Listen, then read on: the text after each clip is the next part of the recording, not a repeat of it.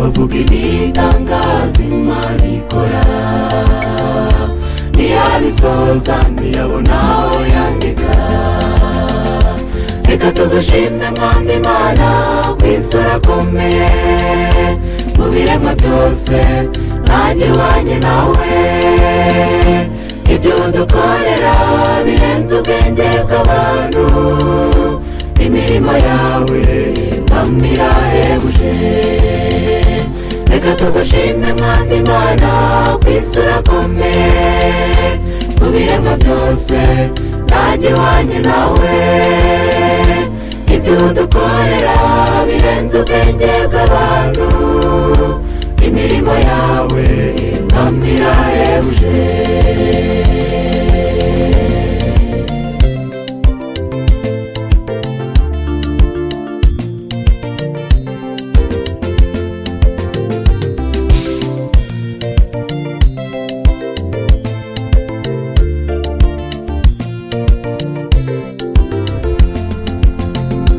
Iyumvire nawe ageze kwa Yayiro, abari bababaye yabasize baseka.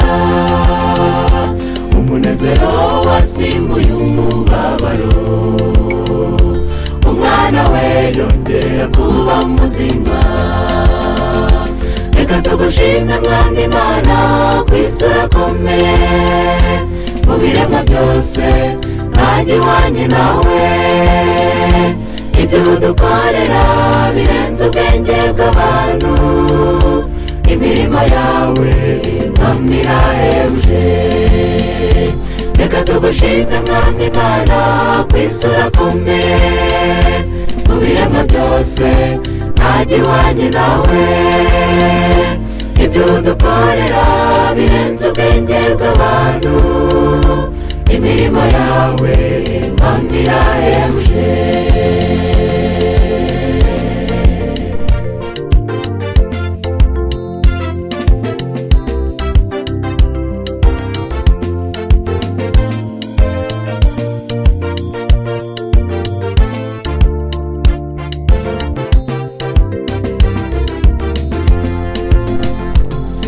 Muvandimwe wawuneza amatwi,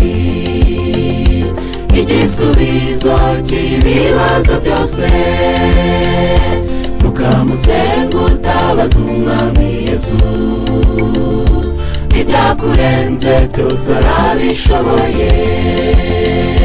Reka tugushime Mwami Imana kw'isi urakomeye, mu biremwa byose ntajya ihwanye nawe. Ibyo udukorera birenze ubwenge bw'abantu, imirimo yawe Mwami irahebuje.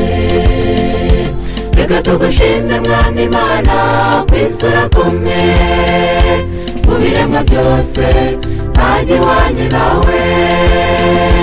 Ibyo udukorera birenze ubwenge bw'abantu, imirimo yawe Mwami irahebuje.